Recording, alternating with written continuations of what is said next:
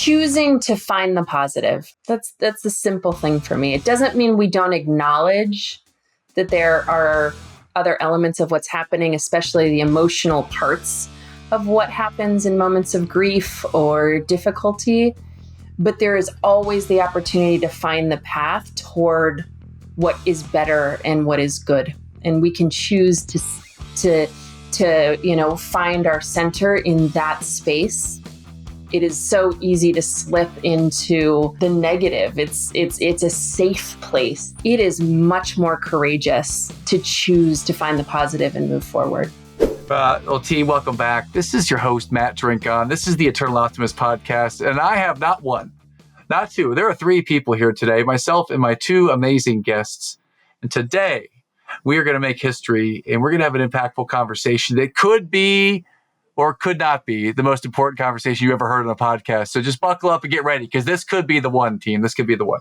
My guests today are Ms. Tracey Lovejoy and Shannon Lucas, and I'm going to let them introduce themselves and just share some context about who I'm speaking with today. So if I could invite, let's let Shannon kick us off here. Shannon, tell us a little bit about you so we know who is Shannon Lucas to kick off. If you don't mind, I'm going to pass the ball to Tracey, actually, because you'll see how our stories come together if we start with her story first. I love it. Yeah. Great. To you, Tracey. My humble beginnings. So really one of my primary identities, Matt, is I think of myself as a researcher. And so as well as a teacher. So early days, I was teaching, I was doing research. It's how I would make money in high school and then into college. And went into graduate school thinking I was going to be a professor of anthropology, and realized I didn't have the stomach for 10 years in the academic environment. That was true. And I discovered corporate anthropology as I wrapped up my master's program. And so directly from graduate school, I started in technology as a corporate anthropologist. And so I traveled the globe getting to understand people's behaviors and motivations and how they really wanted technology to support them in their lives in new ways. This was deeply aligned to who I was as a human, because I love understanding people. It's just part of what makes me tick. It was a way to essentially get paid for doing what I do anyway in the world. As I became a leader and a manager in Microsoft, it opened up something even more, because I got to do that same thing of understanding people, but helping them really become who they wanted to be. That led me to taking a class on executive coaching, because at the time I was assuming this would help me be a better leader. And it certainly did. And it was really disruptive, because it created a sense of purpose that hadn't existed before, that honestly I didn't know what to do with at the time that I was in the class, because I was not expecting to think about leaving a pathway of being a researcher in an organizational environment. It would not have been authentic to me if I wasn't listening to that intense power that was pulling and clearly had presented itself to me. So while I was at Microsoft, I ended up getting certified as a coach, because I was just taking baby steps. And then finally, as I edged 40, I was like, hello, my wonderful husband. Here is a business plan. What if I were to leave this lucrative position that we enjoy and start a business? Wouldn't that be an exciting thing to do? And he was very supportive. And so started a consultancy. And once I did that, I had to take time to figure out, well, who do I want to work with? Right? I was kind of a generalist coach. Okay. And as I did that, I began to think about, who have I been working with? Because I'd been coaching for a while before I left. And so I analyzed my favorite clients. And when I did that, I saw that there were patterns that existed among them. Things like they set huge, audacious goals. They almost always did their homework between sessions, which if you've ever, been in coaching is actually a very big deal. Yes. I'm not shaking people, imaginary people right now. Okay. Right? They would feel fear when they would say these goals, but as soon as they started into action, they were able to clear a path and they manifested just amazing things. So once I saw the pattern, then I used my research skills and I started doing really structured research to understand who these folks were. Because when I looked on the shelves at this time in 2015, there really wasn't a lot out there. Now, many of us have begun to publish books that are looking at this type of mindset. One of the people that I asked to interview in my research was one of my favorite clients at the time, the amazing Shannon Lucas. Dun, dun, Awesome. dun. Ta-da. Enter my story. I will also go all the way back to high school because it's relevant for the eternal optimist conversation. Because Nice. in high school, I recognized that there was a lot of waste that was going through the high school, and recycling programs didn't exist at that time. And so I saw this better future, and I learned about how to do marketing and bring people along to create this recycling program at high school because the people who did the recycling couldn't come into the building. So I literally had to create this like movement of change of people who are willing, kids, like 15, 16-year-old kids who are willing every Friday to bring the stuff down to the loading docks. Nice. My friends would get so mad at me because we were part of the art nerd crew. We'd create this marketing campaign and they'd be like, those popular people don't care about recycling. And I was like, I don't care. What motivates them? If we can make it cool enough and they're willing to participate, then we've made a dent in the universe, right? So similarly, did my university in Paris, got a degree in art history, recognized an opportunity to support kids who were on financial aid.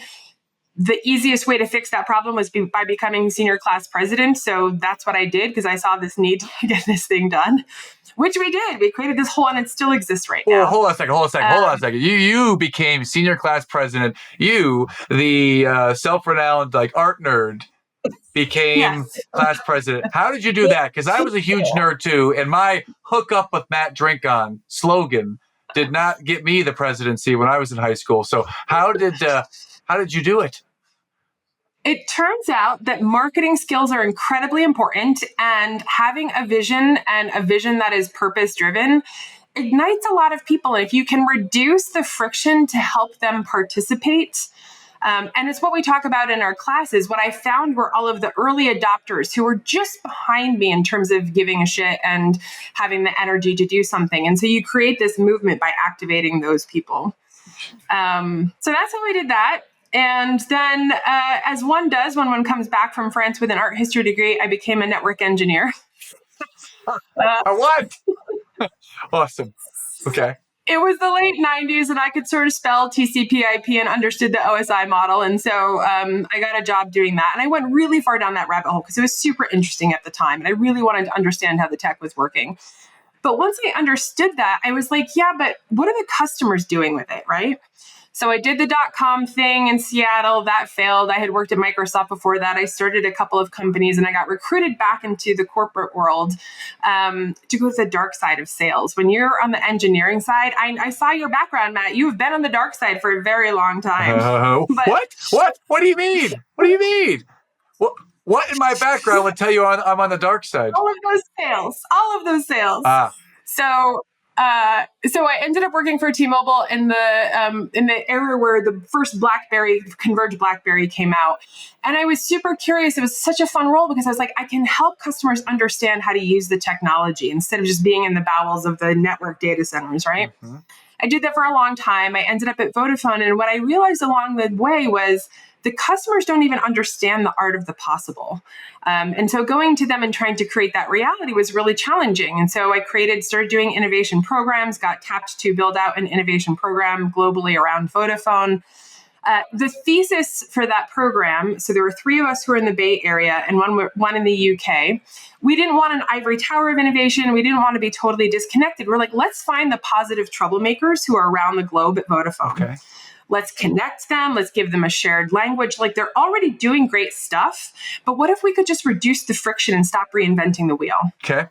So we created this innovation champion program, which was a total dream job for me. And sort of 4 years in, we were being wildly successful. We've been wildly successful. I was a little naive, actually. The eternal optimist does have challenges, right? That perfection is like, can it be better? Can it be better? Right? You know what? We're going to get to that. But yes, I believe that eternal optimism, if you were kind of define it, it's the ability to see things with a positive light to it. And it's not all Pollyanna, just always light and rainbows and unicorns. There's a lot of hard stuff that goes on. And I can always learn from that.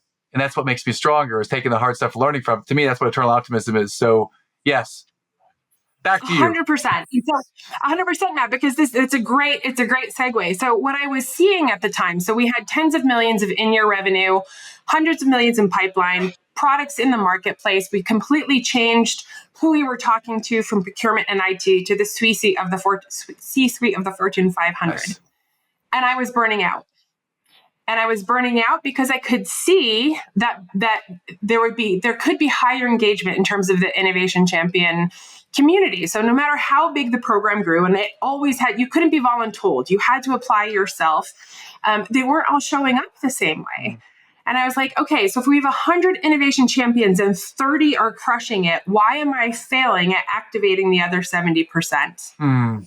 Man. And so I was working harder and harder. I was throwing everything I could. And because we were so successful, I had all the tools in my toolkit. The CEO loved us. But nothing was moving the needle. And so my friend from Paris was like, have you ever thought about getting a coach? And I was like, well, no, but I've got nothing to lose. So why don't I do that? Okay. Enter Tracey Lovejoy. She was my coach. Awesome. Amazing. And so after a couple of years of working together, she did this readout of the Catalyst sort of foundational thing. And I was like, the dominoes just went all the way back. I could see all the way back to high school. Like, this is the thread that explains my entire life. I've never had a journey where I was like, I'm going to be X by the time that I'm 40. And so I, at the same time, so totally explained also what was going on in the Catalyst community. That 30%, they were the catalysts. Those were the people that I wanted to work with. Those are the people who had that optimism too. Like, yeah, it's really hard to create change, but I'm just going to keep going and learning from the failures to keep making that better world, really. I also had created a external community of people, executives that I thought were sort of like me. And the exact same thing was happening in that community. It was like, I was like, we can co-create it. I don't need to own the community. Every month someone will bring something new. And so I said to Tracey, after she did the research, I was like, this community is definitely experiencing burnout. I was thinking about renting some houses up in Northern California, hot tub, good wine, good food, unconference. I said, do you want to do that with me? And she's like, shit, that's what the research says is we need is catalysts. Yes. And so that was the beginning of our company. What? Wow. Awesome. Okay. So a couple of down the rabbit hole questions. First of all, you said good wine and good food. What is good wine and good food to you? What does that even mean? It means like the essence of living. I mean, no, go specific. Good food is a hamburger and fries. Good food is a no. Good food is a few key ingredients that are brought together, sort of like in their freshness and their timeliness for maximizing taste. So, like the French and the Italian do this very well.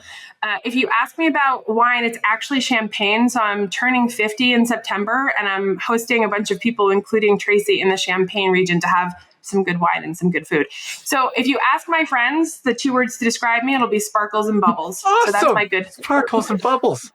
Oh man, that's a fantastic moniker. I might even use that if I somehow fall down the rabbit hole of getting a new online video game on my phone and I play with my kids. That's gonna be my name from now on. Sparkles and bubbles. Thank you. Appreciate that. Pass it on. Yes, I love it. Awesome. Fantastic. Well. So you've teed it up, and by the way, I wanted to throw the red flag there. BS. There's no way you're turning 50. Right? Thank you. That's very sweet. Your energy is way too not 50. This is good. Agreed. Thank you. Okay, so let's get to the hard stuff, shall we? I always like to ask the question: what's the most challenging thing that you have encountered or endured in your journey so far? And I could ask each of you individually, or we could kind of do it as a team and ask you, what's the most challenging thing that you've encountered being partners and growing a business so far? So I'll let you take it. We can go both directions, either direction. We got plenty of time. So let's go back to Tracey and see where she might want to take us first. And we want to focus on the most challenging in business. Well, it could be because some people talk about the hardest thing in business about people leaving or COVID or the death of a key person or such. It could also be the things that are in our personal lives that really impact our business. I mean, if someone has a parent with dementia and that is really showing up and they're drained all the time, or they have a special needs child in there and they're getting back to business for 60 hours a week, and they have this incredible family they've got to take care of as well. I mean, there's so many areas you could go. So I'll leave it to you, Tracey. You use the brush and paint the masterpiece you like. Thank you. Oh, I like that. I'll take the brush. Okay. I'll share two. Because the truth is there's an answer to Do you what need a is brush? probably I'll pass. Bob Ross has got a brush for you. Here he goes. that is hilarious, and Okay. I love it. Happy little Always keep Bob clouds. Ross with you. Okay. So the most challenging in life, and I won't go deep because I'll move toward business, is definitely the constant realization as a parent Yes. that there is no map. Mhm. That you every single day are having to really look at this child and figure out what they need, and having no confidence at all that the decisions that you make are going to be the right thing until you see the impact 5 to 10 years later. That is, from a lifetime perspective, that's my biggest challenge.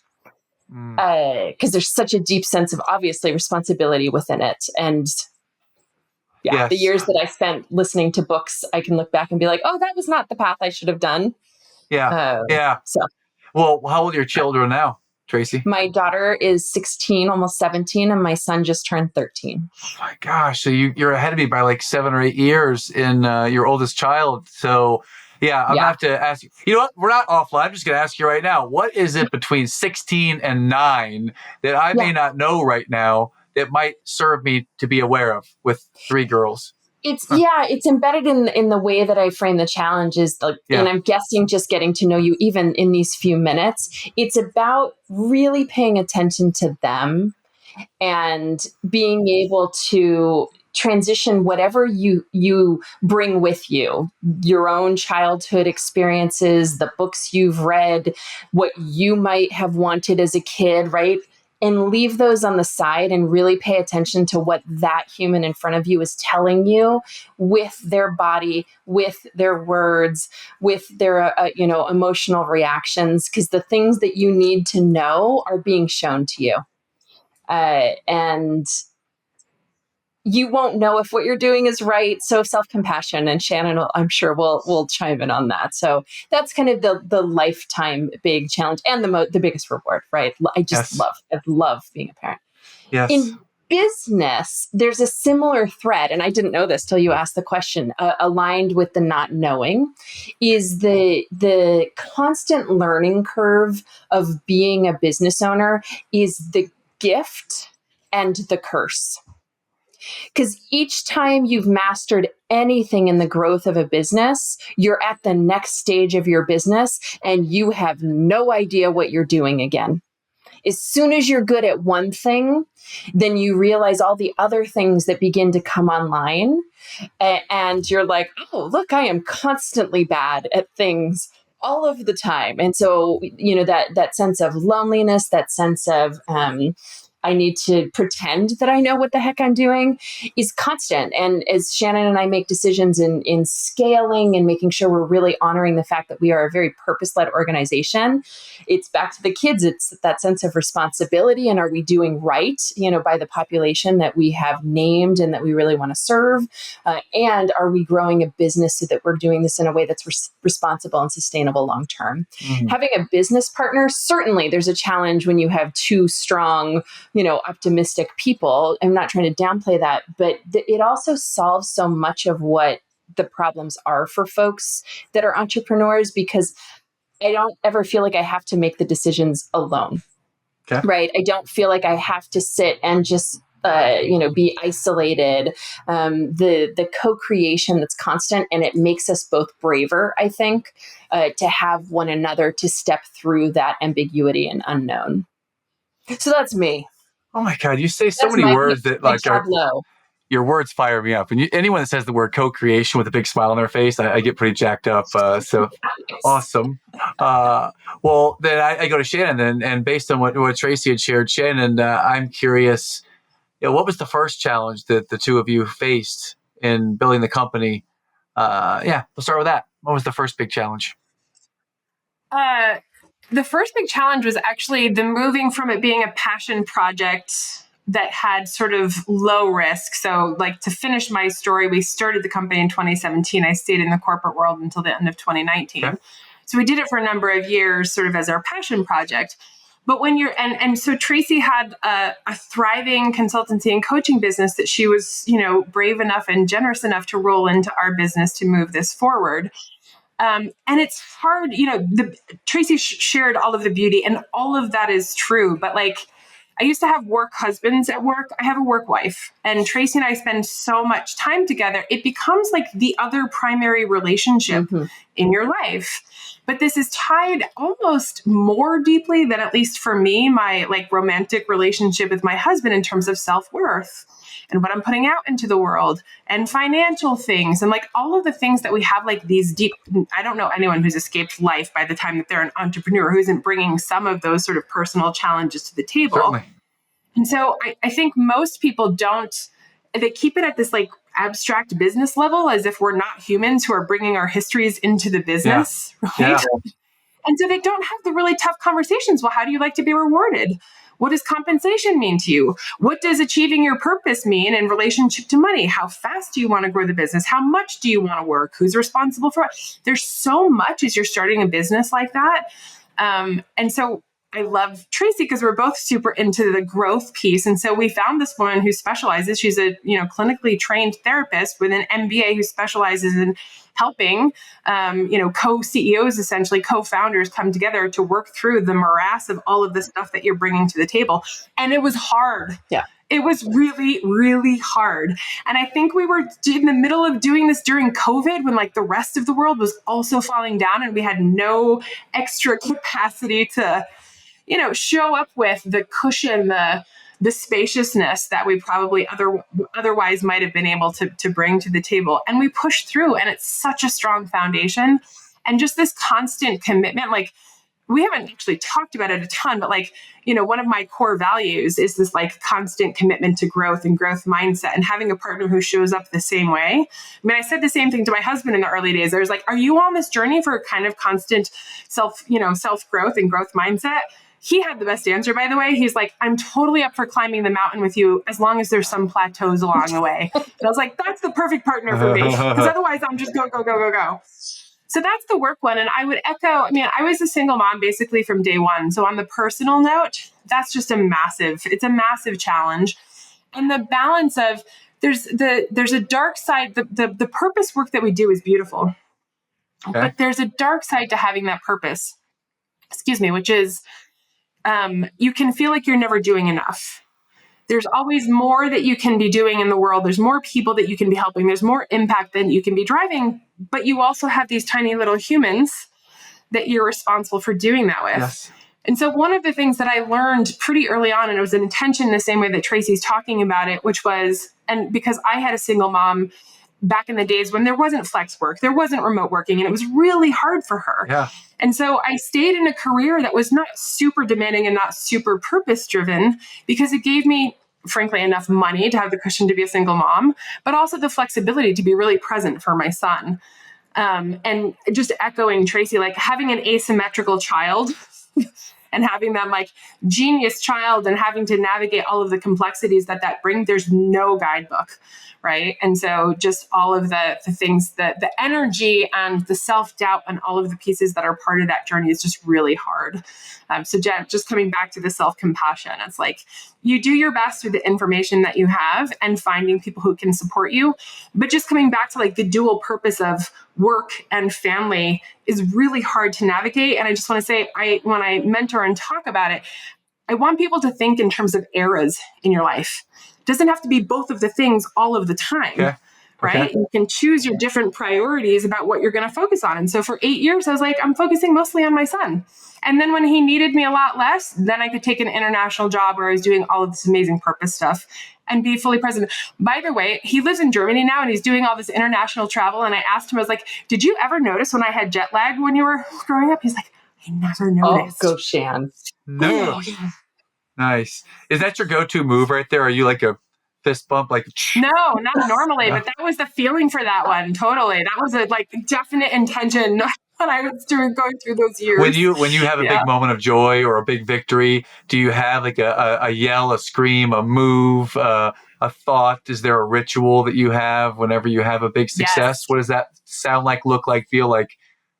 Okay, there's a couple. So it's always context dependent for me. So because I'm big into mountaineering and being in the backcountry. So like a peak deserves a pretty big yodel. Like you have to scream at the top of the peak.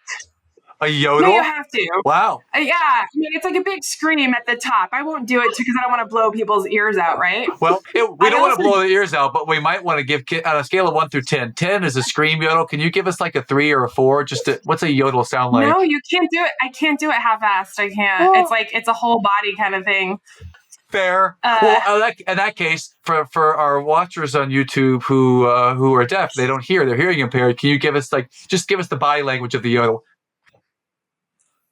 Oh, very, very good. Thank you. Thank you very much. YouTube watchers, you're welcome. Thank you. There you go. You can put the soundtrack over it. Awesome. I'm also a big believer in high fives, and one of my first mountaineering guides gave me that gift because it's cool at some point when you're younger, and then it becomes uncool, and then you actually feel the energy. I feel the energy when I get it. So I walk around the lake and there's some people I don't know, but who are clearly busting it on the trail. Yes. And I will just randomly give strangers a high five. Yes. Okay. So a question for both of you, Shannon first and Tracey. The question is 3 things to you that are cool. Because I think that we might have a big definition of cool compared to the cool kids back in school. Our definition of cool might be different. And I would say a big high five is cool. I would say walking into the room and looking around and seeing everyone and then going and just emanating a smile and some positive energy. To me, that's pretty cool. And maybe a third one that's cool might be I like to journal every day. That's super cool. Super cool. And all of my journals have dragons on them. Why dragons? Yeah, because I like some Lord of the Rings and I like some House of Thrones, Game of Thrones and House of Dragons type stuff, like that mythical stuff. I love it. I've got Are you D&D? Growing up, my parents never let me have that. They said that people would get into cults and kill each other or something, so I never got to play with that. But I just got this journal right here a couple days ago. We can't see it in our small windows. Can we see? Oh, yeah, yeah. It's beautiful. So this is my new dragon. Yeah. Yeah. Do and girls of course, like dragons? They do. They like all kinds of things. They love stickers, too. So we have literally thousands of stickers everywhere. Anyways, that's what I think is cool. Dragons, stickers, smiling for no reason because you don't need a reason to smile. Nope. Right? Those are some cool things to me. What's cool to you? Let's go to Tracey. What's cool to you, Tracey? I made my list, and this is especially I was a super dork in high school. So this is, this was not what other people would say. Sun is cool. I started that when we met earlier. Yes. Reading is super, super cool. And laughing till your belly hurts, laughing till you cry, laughing till maybe you pee a little. Not sure how many of your guests have talked about that. Laughing that hard. Oh, I have to thank Mr. Jason Putnam for sharing this. This I need to write that down. I'm going to text him about this. Laugh so hard that you pee a little. I love that. That sounds amazing. What would cause you to laugh so hard that you're belly laughing and maybe a drop? What's the source of laughter for you, Tracey? It's always with the people that I love the most, right? It's never sitting, flipping through things on my phone. So it's something, my sister telling me a tale about an awkward social situation that I can feel in my body, that we can release the shame and pain together and be able to laugh and connect and make the world okay. It's being with my kids where I do something ridiculous or silly or embarrassing, and we can all find grace and love for each other and laugh so hard and recognize that was silly, but nothing changes who you are together. Those are the moments that bring me just the biggest joy. Fun. That's funny to me because I'm just thinking about, as you're sharing this, I'm thinking about what's the most recent laugh out loud where I couldn't stop laughing that I had with my family.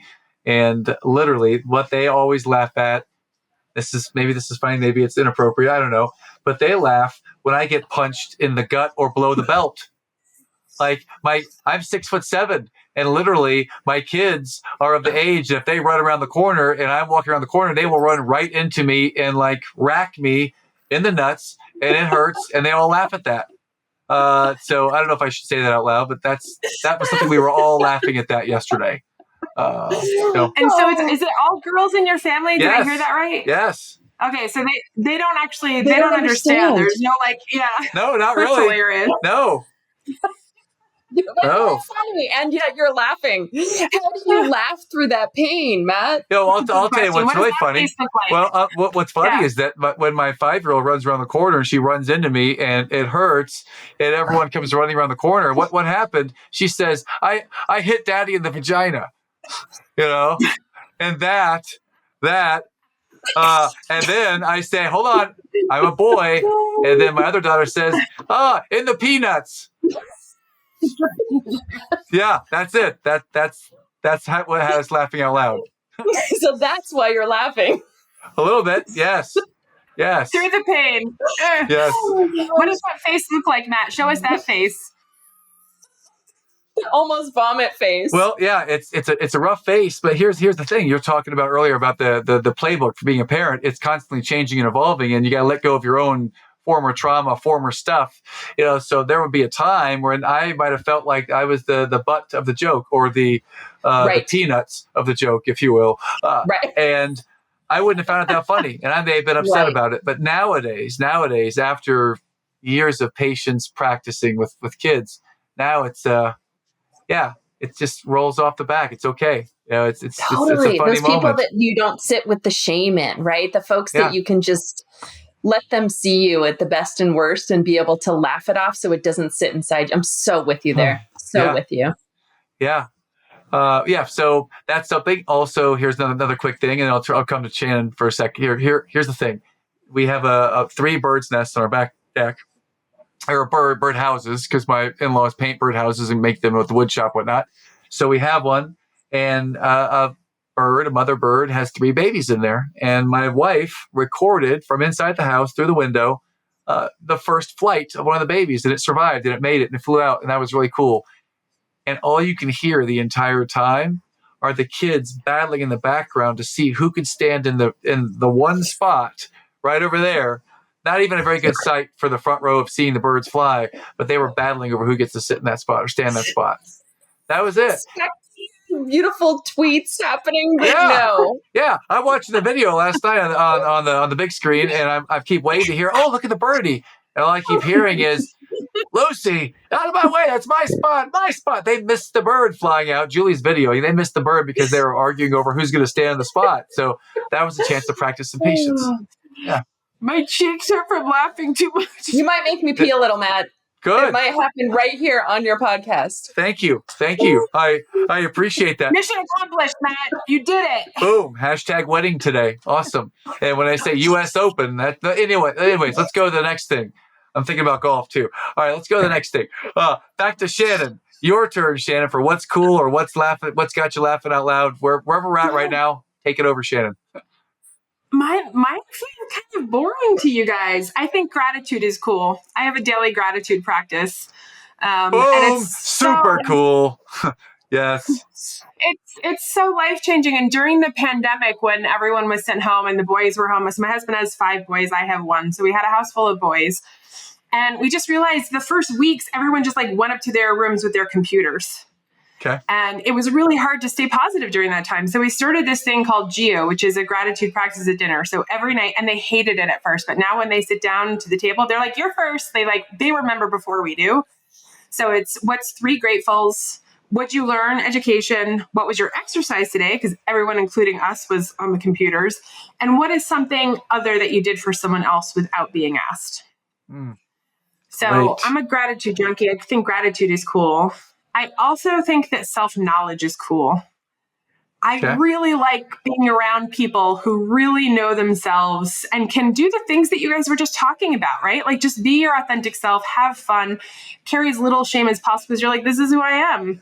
I enjoy being around those people. And then my final one is traveling with people who are in my inner circle. Like, it's family, but maybe with the lowercase f, because it's, the family is the family that you choose as well as the family that you come with, were born into. But I like the, living in Paris for a month kind of travel, where you're really living deep with people that you love. I did enough travel. I don't want to do this solo.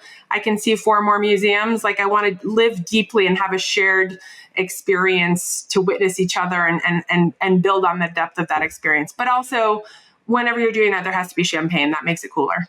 Sparkles and bubbles, baby. Okay. Yes. Okay. Sparkles and bubbles. So I'm going to ask a question now. It's going to reverse this trend. We're trending towards P and towards like laughing and having a really good time. I'm going to try to throw something in here that maybe we can be grateful for. Maybe it's hard. But you mentioned the word shame and, things that think we want to carry as little shame as possible. So I'm curious from your life experiences, team, what shames have you learned to overcome and how have you done that? I mean, the how have you done that is a much easier question. And like, there's still shame. I mean, there's so much external. Yeah. You should be this, you should be that, you should have this, you should want that. So I think there's this like constant barrage of, that potential from society. And I think the antidote to self-compassion. There's shame for me would be mistakes largely that I made. And those for me are largely that had negative impacts on other people is the thing that really jumped to mind when you asked the question. Yeah. And then it's just like, yeah, you might have fucked up. You're an imperfect human, but that doesn't define you. And what defines you is what you do after those moments. Yeah. Yeah. What say you, Tracey? Thank you for giving me a minute, Shannon, because I got to think about it. The three that come to mind, and I've never asked myself this question, so I'm already so grateful for you, Matt. The first two I'll share, I feel like I'm like in a job interview where I'm picking the good ones, but I don't mean it that way at all. Yeah. Each of us have visited a little bit today going back to high school. And in high school, I did mention that I was a dork. It was in all the AP classes. You were a dork or you are a dork? 100%. You're actually exactly where I'm at love it. I was really smart. It was getting good grades was easy. And I didn't have a lot of tolerance necessarily for folks around me who weren't just like focused on that and doing that. And that energy is not always appreciated in high school. Right. Yeah. There was shame that was embedded in me of being a nerd, of being that way and feeling like I was supposed to not bring that because it can be intimidating, or maybe I'm trying to make people feel badly with what I knew. And I don't feel that way anymore at all. How do you overcome that? One has been finding places where other people are like me and they love knowledge and, being a dork is celebrated. And it's also in who Shannon and I celebrate and who we study and who we choose to work with. And it's number 2 for me on the shame list is the sense of too muchness, which we hear a lot from the community we serve of catalysts, that our ideas are too big, that we push too fast, that we want too much, that we dream the impossible, right? That we want to milk every moment out of life. And so this can be labeled in positive ways, right? We talk about catalysts, change makers, optimist, falls into this innovator. It can also be troublemakers. It can have a negative connotation. The intersection of those two, of like people who are processing quick, they bring together lots of disparate information, they're connecting dots, they see the system and they want to do something amazing with what they see. That's who Shannon and I get to work with today. And so that's a way that we have normalized and overcome and made sure that we're celebrating things that made us maybe not, I can't speak for you, Shannon, the recycling program. Maybe that was, a badge at the time. I don't know. But those are my 2. And then the third for me, as a woman, body dysmorphia. There was shame for us in our bodies. Even the word vagina that you mentioned earlier, like kind of didn't get spoken except in fits and giggles, right? Male genitalia have always been much more common. And so there's a lot of shame that women are taught from their body in our societies. And I'm a bigger woman. And so from a young age, like, what do you do with that? How are you supposed to feel about that? There's a lot of messages that come at you. And today it's not something I think about as much. I want to be healthy, but I don't want to be skinny, right? Like that's not the goal anymore. And so that would be the third big big one for me in terms of shame. And that one, I don't know that really is overcome, because those messages I still have to really be with. They're so embedded from such a young age. To Shan's point, it is that constant, kind of knowing yourself, listening to yourself, self-compassion, and checking back in. So those are my three. Thank you. I want to hear yours, Matt. Yeah, me too. I want to hear yours too. The one that brings me to tears still on occasion is when in 2016, my second daughter was born. And I remember there was a time from about 4 months old until about a year and a month after that. So, 4 months old to about a year and another year on, she would cry. She'd be like several rooms away and she'd be crying. And, I would say her name, and I would say her name loud, as if that's going to get her to realize that you're interrupting my Zoom call with this very important client. And all I can think is that she's hearing this giant human saying her name in a loud, aggressive tone, and the impact that had on her. And I still feel really bad about that. Now I've come to terms with it. I own it and transparent about it. And I'm very proud to say that we've lived in a yell-free home for the past 2.5 years. So that's been really positive. Yeah, that's a win. That's a win. I have the front row dads, my brethren there to thank for that, my accountability partners. But the shame of causing all that pain or all that terror probably for my young daughter when she was just so young, that's there, and working through that. And then there's also just any shame about impatience, which is really cloaked for me. It's cloaked in sadness. Sadness is the emotion that's really tough for me. That's the one that my relationship with sadness is still defining and working on that. I've tried to push everything to other emotions. I'm really comfortable with every emotion except sadness. Try to protect so I'm not in a sad place very often. But the shame around impatience with my youngest daughter, who is fighting for attention and trying to be treated like a grown-up, or the shame around now my oldest daughter is, she's the A student. She's the overachiever. She's basically me, looks like my wife, but she acts like me in that regard when I was a kid. And I have to turn away from her from time to time because the others require so much time and attention because of the way that they are with each other and with others. So yeah, if there's shame, that it's around how I've shown up as a dad from time to time. Yeah. And everything else, growing up in a military family, moving 17 times in 21 years, and being a huge nerd for life, yes. I wouldn't say there's much shame in the other things. I'm the protector of all nerds and underserved of people because I'm bigger than other people. You mentioned you are a big woman. I'm a big boy. And when I grew bigger than everyone, I felt it was my job to protect all the nerds and everyone that got picked on for being smart and nerdy and socially awkward, because that was me for the longest time. So I guess those are a couple of them.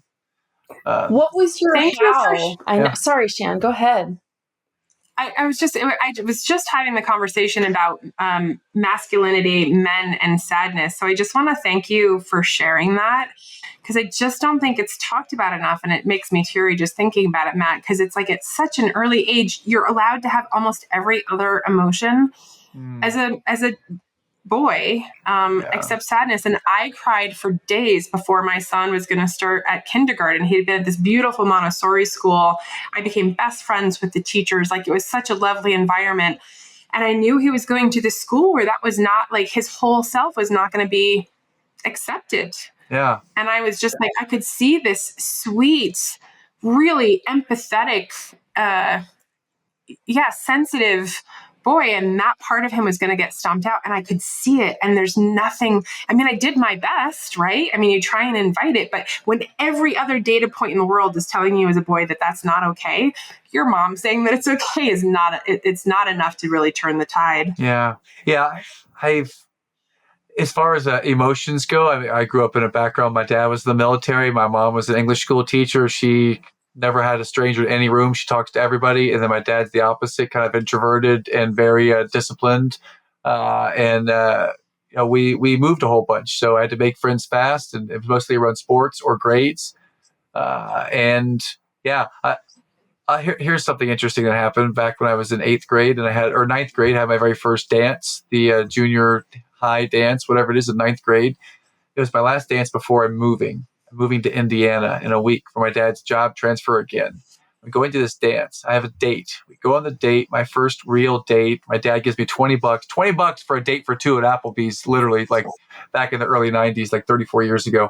But we go on the date. It was really nice. We went to the dance, really nice. We get out and the parents are there in the like circle, the driving circle, to come pick up all the non-drivers yet. And I walk my date to the car, open her door. She gets in. I close the door. Nice to see you. Good, great time. Go to the car. Get in the car. My dad says, "Okay, did you kiss her goodnight?" And I was like, "No."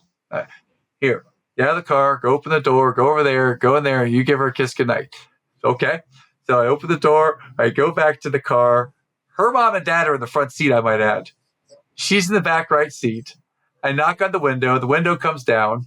I stick my head in the car, very Jim Carrey, a.k.a. Dumb and Dumber style. Just stick my head right to that window, give her a kiss, stick my head out, say goodnight, and then leave. And I go back to the car. And that comes up to me, and that is a source of shame. It is a source of I didn't know what emotion to feel. I didn't really know what to do.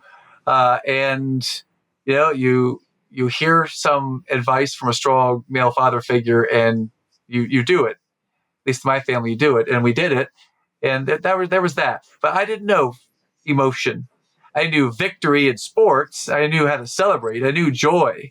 I didn't know sadness, impatience, and frustration. I think all recovering perfectionists have this. I think many of us, it's anger cloaked. But for some of us, it's sadness.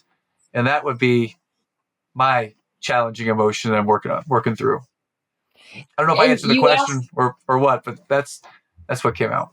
It's beautiful. And you asked us the how so I'm so curious your journey with how, with the impatience, with the sad, with the anger, with the yelling. 2.5 years yell free. What is that? What's the how there, Matt? That's a great question. And I could tell you, but I'd rather just show you. Oh, but I'm going to the beach on Sunday. I've already packed it. So I have a journal that I'm not able to show you because it's way over there, but I have another journal that's a new one. So what I like to write in my journal, I do this. I have a friend named Hal Elrod. He wrote a book called The Miracle Morning. I've been doing that since July 2015. There.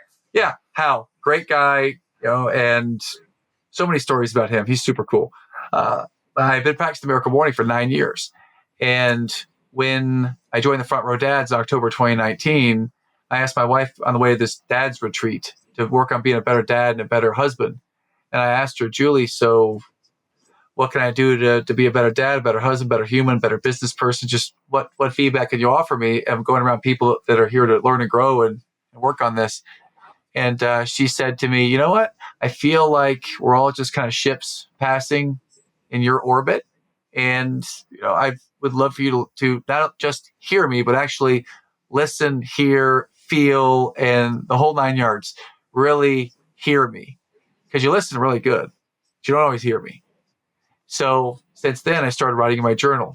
I do this about 8 minutes every morning.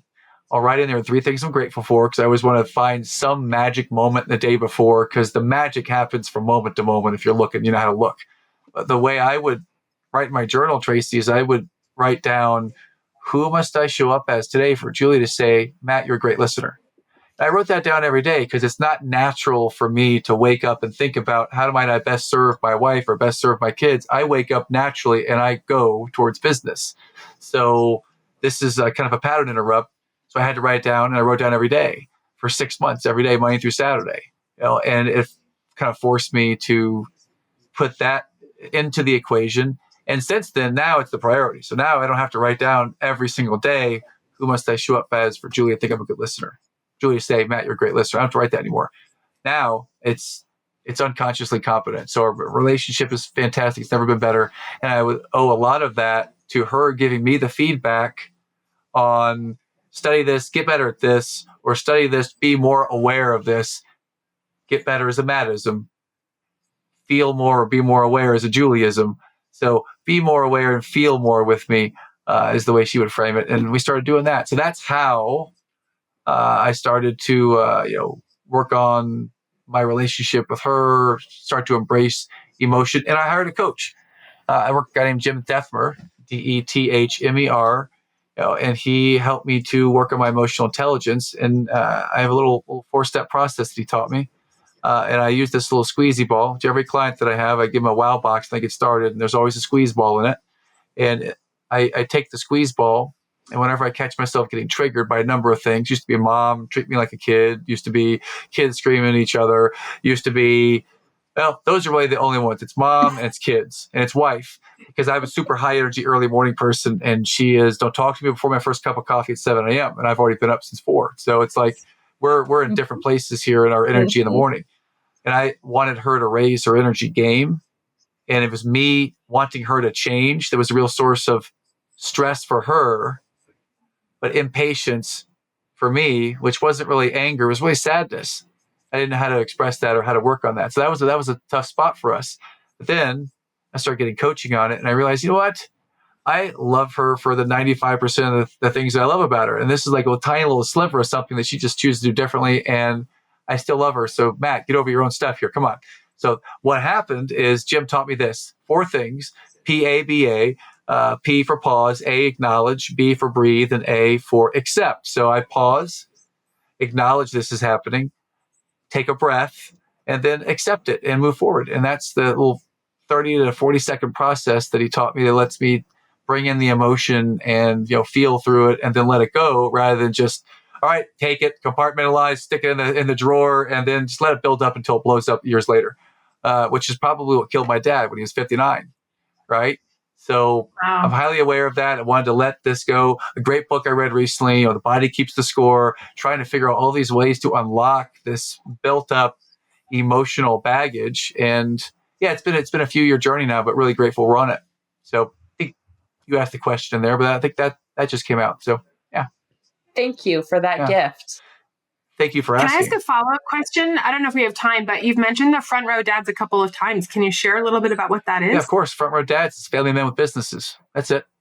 Family men with business. Now, how many hard-charging people do you know that run a business who might want to be family men with business, but they're really a businessman with a family? And that's exactly who I was when I joined the Front Row Dads. I ran a successful business, successful on what many might call the metric of success. And, it's bringing in finance, bringing in wealth. So we're doing good there. And the other side of the equation, I am the Cat Stevens song. I am the cat in the cradle and the silver spoon. And I'm not seeing my kids. I'm seeing them on the weekend. I'm not seeing them at night. I'm not seeing them in the morning. And when I'm in the morning, I'm writing in a journal. I'm doing some growth exercise, not paying attention. So really wanted to reconcile that and switch to family man with business. And the Front Row Dads has helped me to do that. That's how I've got to know Hal really well personally. That's how I've got to know a number of people that are hard-charging entrepreneurs who truly want to be family men with businesses. So that's why the Front Row Dads. Cool. Best mastermind I've ever been a part of. It's the least expensive and it's the most valuable by far. So, wow. Yeah. Amazing. But hey, back to you, team. Back to us. Because I can talk about me all day long. I'll probably talk about me later by myself just because that's how cool I am. The beauty of a journal. Yes. Or just talk to yourself because you like talking to a high class of people. So let's talk a little bit about your company. What problems do you solve for the people out there that are in need? Shan? We help companies in amazing ways. First, we activate their really natural change makers to actually get them working on the biggest strategic challenges they have. Instead of hiring those external consultancies, what if you can leverage the talent you already have to be able to create a sustainable engine that when the next global disruption hits your business, you already have them identified, trained, and activated and ready to work on that next problem. I love everything about what you just said, and I totally Isn't that resonate with crazy? it. Yeah, that sounds amazing. It is amazing. So it is the combination of helping unlock the people, but also really helping to build that engine of those strategic challenges have a way to be met every single time. I love Shan? it. Yeah. Shan, I love Shan. Shan, may I? Shan? Yes, of course not. No, Tracey nailed it. I mean, the filter, you asked earlier about some of the like challenges and stuff. And one of the challenges we've had is we love supporting catalysts. It is like the best ideal customer profile ever. Tracey started to talk about it because they're the get shit done people. They have a vision. They crush the metrics. Their entire being is to make things better around them, the world around them better, to help other people. They don't always have the self-knowledge to do that productively. So one of the sort of antidotes I put down for myself too is like, I said, it was the self-knowledge is one of the coolest things. Because when catalysts start to be aware that they're not like the other people, then we can start to give them the skills to do that more productively, which actually reduces the resistance, which actually diminishes the burnout. Because when you're constantly hard charging, getting shit done, when you're fighting the resistance, et cetera, burnout is a really big piece of the journey for catalysts. But I love working with them. So like, what is the leverage point that's going to get systems change accelerated as fast as possible? And it's through these people. So, and for the most part, they're not assholes. Yes. Yeah, as you're sharing this, I'm thinking of companies I coach. I'm thinking of just any place you walk in, and who's the catalyst. I'm trying to look for the catalog of the catalyst, the person that gets it done, the go-getter, the person. If you give them give a task to a busy person, they'll get it done. That person, and they're not a-holes. They are, they're catalysts. That's right. There's an important distinction I would add there, though, because what you just described could go in a bucket of high potential people. Okay. And so high potential people, for sure, you give them a task, they will crush it. They will stay super aligned to their managers often to make sure that they're delivering in their mind what the maximum value for the organization is. They will also, reflect well on them. Catalysts aren't always that, and they're not always known because often the things that they're working on, they're doing the dot connecting and working on stuff that's across the silos that other people haven't even seen yet, which is what also makes them disruptive because they're like, you're working on something that it's not a strategic initiative yet. And the catalyst is like, but it should be. Yes. Right. So that's just the extra component of they're usually ahead of the curve, connecting the dots and causing ripples, either positive or negatively behind them. Well, who might be an example of an ideal prospect or a client that you serve, for context? It's interesting because catalysts are everywhere. So we usually get brought in because one of the C-suite identifies as a catalyst. And the interesting thing, so our other sort of flagship product is the Catalyst Leadership Trust. So I talked about, I didn't finish the story. When we started the business, we wanted to support all catalysts because we could see like the massive impact. But you're a business owner, you're like, you have to get more and more specific and more and more specific and more and more specific about who you're serving, what that ICP is, and how you're going to serve them. So the Catalyst Leadership Trust is there's this diversity. It's an executive mastermind because catalysts, like when I was in the corporate world, you can't often even say the things out loud that you're thinking or working on because it sends fear, uncertainty, and doubt into the organization. And particularly if you're in like the path that I was with innovation or emerging business, if we're going to start a new S-curve of growth, it's actually best for the business to do that before the current S-curve runs out. But that means I'm going to be cannibalizing someone else's revenue, pissing off some customers and stuff. And so it's a really hard job for catalyst executives, and they don't often have a safe place to go process those things. So we created the CLT as part of a wider ecosystem with our partner, Samudra. But those are the catalysts who they recognize themselves, they see themselves. And so when catalyst executives then start to understand themselves as catalysts, but also the value of catalysts in organizations, they'll then bring us into the organization because they can connect the dot to, we can get this insane action agility machine going across the organization, breaking down the silos, smashing the resistance. And frankly, we worked with one organization, their number one goal was identifying hidden talent. Okay. Because to your point, you want to get something done, ask the busy person. But there was this latent talent around the organization, and 65% of the people that we identified were not on their radar when we had the C-suite evaluated. And so there's this amazing latent capacity if you just put a little bit of investment.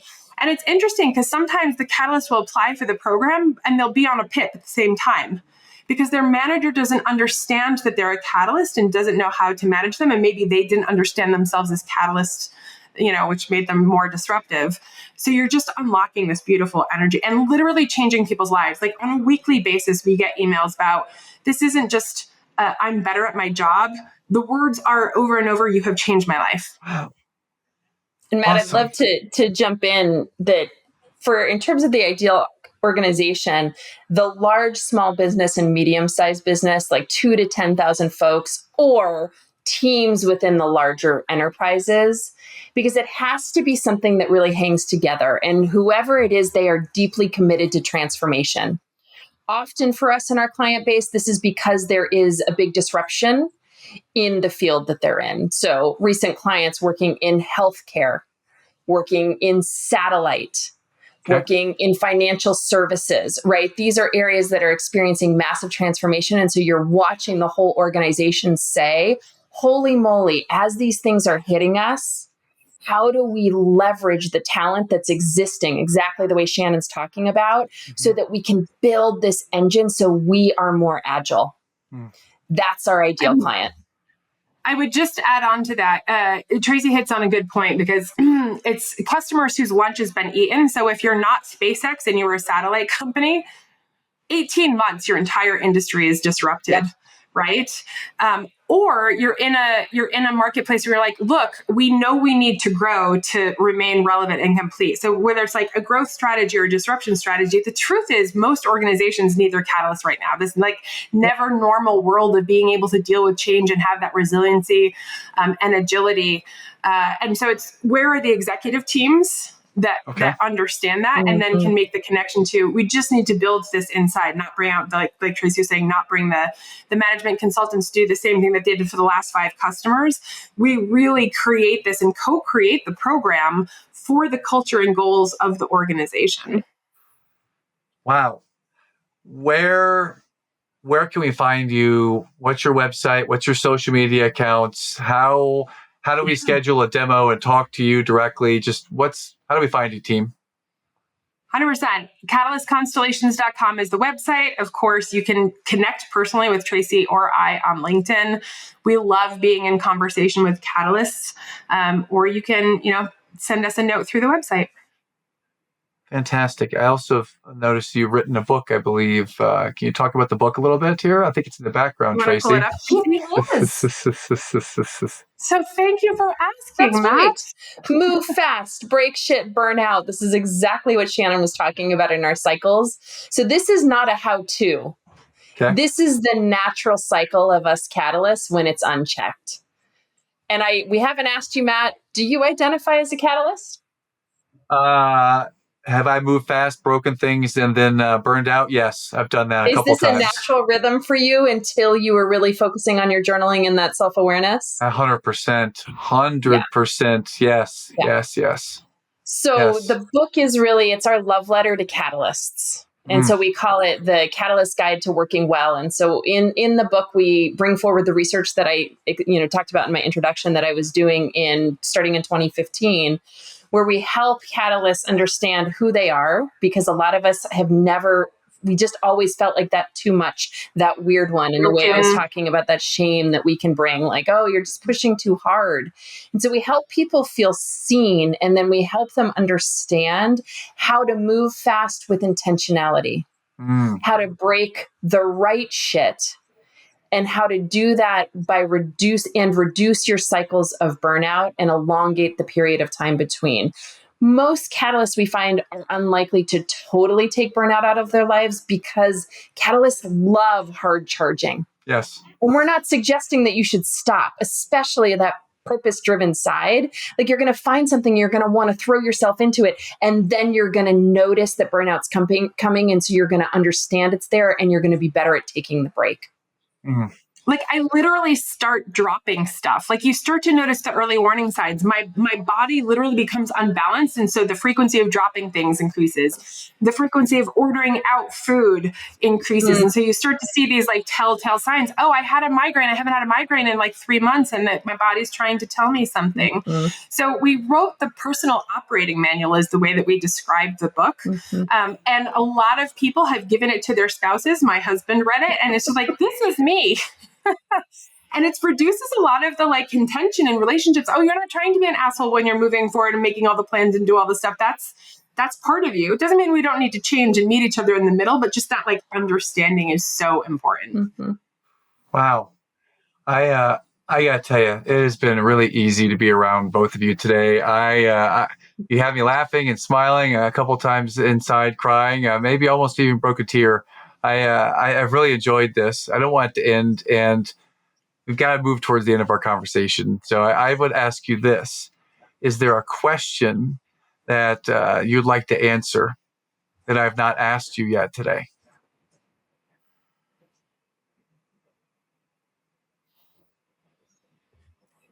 Why did I want to participate on this show with you? Yeah, why? Why would you want to be on this show of all shows, Tracey? You did mention a friend in common, Jason Putnam. So this is a direct shout out to him. That getting to hear you interview him, we'd heard other ones, but really you help bring out a side of people that's so authentic and beautiful in a way that a lot of podcasts don't. And it made me feel like I'd get to, honestly, like I'll get to know myself better getting to talk with Matt. Cool. And I love the name, The Eternal Optimist. It is, I don't know that I've used the word eternal, but even when I talk about myself as a coach, I talk about, like such an optimistic lens, direct with so much love, but it's always with that beautiful view toward the future. So that's what brought me here with you. Awesome. Definitely echo the conversation. I mean, I think we saw a side of him that we, Jason, that we don't normally see, which was really lovely, and the way you guys connected. And for me, I just really loved making the connection between catalysts can have ups and downs, but there is this innate part about being an eternal optimist that the world can be better. And so like, I think it's just a really important conversation for us to have, because we need more and more of that in the world. So thank you for hosting this conversation. Yes. Oh, my pleasure, team. And I have to give you she's now a good friend of mine. We just made goat cheese this weekend. But I have to give you, she literally defines herself as the eternal optimist. So after Jason connected us, I was like, once I have the conversation, I have to connect you. And she's amazing. You'll love talking with her. I cannot wait. I'm excited. What's her name? Melanie Hilton. Melanie Hilton, welcome. Looking forward to meeting you one of these days. This is going to be awesome. Well, team, I know that there's a little bit of a time limit left, but I don't know where this next question might go, and it might lead down another rabbit hole. So let's just see where it goes. I like to ask at the end of every show, what is one or what are up to 3 books that you'd recommend that have had an impact on you? So I'd love to start with you, Shannon, and ask you, what are 1 to 3 books? Oh, no, I can't go first on that. That's a really hard question. I know. I could send some people down a real trench. It sent me down a trench. Let's start. Tracey, she probably is a better. Let's start with Tracey. I see Tracey's deep in thought over here. So let's try Tracey first. So early in my early 20s, as many of us do, like the introduction to the journey of self-discovery, I loved self-help and spiritual books. So there's, kind of a set, but anything like Jonathan Livingston Seagull or One were pivotal at that time in my life. And so it's kind of a moment in time. Yes. The next one I'll point to, it's a little controversial today. I love historical fiction. And so Jerzy Kosinski wrote The Painted Bird, which originally was supposed to be true. It's a tale of a young boy in World War II living on the outskirts as his parents tried to move him out of Germany. The impact of seeing the world through that lens, because he examines humanity and that we can be cruel accidentally. and intentionally. And so it just left this very, very deep impact with me in thinking about what it means to show up with every person who shows up in your life. So it's kind of launched me into historical fiction as a lifelong love, and it became a reminder of how easy, because it also is, instead of just looking at the Nazis and how terrible that was, all the people around that at the same time were closing doors and not being open, and just, you can make a difference, to Shannon's point, in someone's life, right? Recycling one bottle, throwing back one, like that story of the sand dollars on the beach, right? Like, you can make a difference in every choice that you make, was really meaningful for me there. And then the third book I'll say, because this was such a deep, labor of love, is Our Own. The transformational experience of taking what feels like work that comes through you and putting it into the world is scary, right? You're incredibly vulnerable. It's a labor of love. I encourage anyone who feels like they have that thing to share to go through the process and do the work in whatever form it's going to be. It's deeply transformational. Thank you. Mm-hmm. Thank you. All right, Shannon, your turn. 1 to 3 books. Highly sensitive person book. I cried my way through. And it was another book that my husband read to really understand me. And he understands me so deeply, really in part. I mean, he understood me intuitively, but having this language to talk about it. And there's a huge overlap. Like, when science catches up with how catalysts do dot connecting, there's going to be like some extra sensory, I don't know exactly what it's called, but this like sensitivity that we have, there's a huge overlap with the population. So I recommend that book all the time. Isaac Asimov was like the book that I was a reader before that, but I didn't love reading. And Isaac Asimov really like sent me down my favorite genre, which is sci-fi, which is such a great overlap for innovators. I just posted this thing about like a personal helicopter that's going to start taking us around today on LinkedIn. Like, I love living in the future, but having all of those things knocking around is awesome. I'm going to cheat and say there's a tie for the third one. Overachiever, sharing more than 3 books.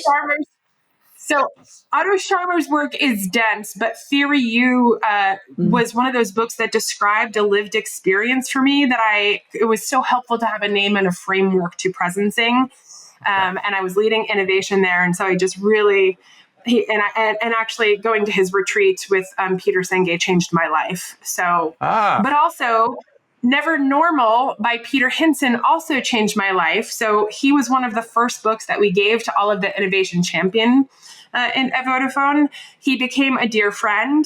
He introduced me to my husband.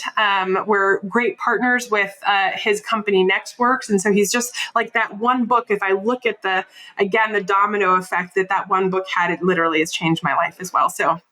Wow. Fantastic. Thank you. And you mentioned the name Peter Senge. That someone that influenced my life as well. If I'm not mistaken, that's the 5th. The 5th discipline? Yeah. I got a couple of those on my shelf. I've gifted that a couple of times. Love that. Awesome. Music. If you get a chance to go to one of their retreats while they're still happening, the Executive Champions Workshop, like hanging out on a farm in Vermont for a few days with Otto and Peter is mind blowing. Absolutely fucking mind blowing. Okay. Well, note made. Thank you. And one of my friends, John, is coached with him and learned from him. And so I might even take you up on that. I might ask you about that when we finish the recording. Let's go to music. Music. One song or artist or genre that really just lights your bucket on fire, just gets you jacked up. Shannon, what's your song, genre, or artist? Right now, the one that I'm obsessed with is Hey Jupiter by Train. And it talks all about change and has the word constellations, and it's all about stars. So my son's name is Galileo. My cat's name is Sagan after Carl Sagan, and my company is Constellations. So a rocking song that I can belt out in the car that combines all of those things, I'm in. My favorite Indigo Girls song, Galileo. So Galileo, of course. Yeah. Yes. Awesome. So, Hey Jupiter, thank you. And hey Tracey, how about you? What do you got? Try Anything, Shakira. I feel like it's the anthem for catalysts. All My kids like that one. So good. Good. Okay. All right. We're down to the last question. Last question. We're on the Eternal Optimist podcast. And what does Eternal Optimist mean to you? For me, it's what I said before. It's so inherent in being a catalyst. It's just this deep belief that things can be better. Connected with, though, I guess that's the one thing that I would add to it if I could is like the action to make that optimistic view a reality. Thank you, Shannon. Choosing to find the positive. That's the simple thing for me. It doesn't mean we don't acknowledge that there are other elements of what's happening, especially the emotional parts of what happens in moments of grief or difficulty. But there is always the opportunity to find the path toward what is better and what is good. And we can choose to find our center in that space. It is so easy to slip into the negative. It's a safe place. It is much more courageous to choose to find the positive and move forward.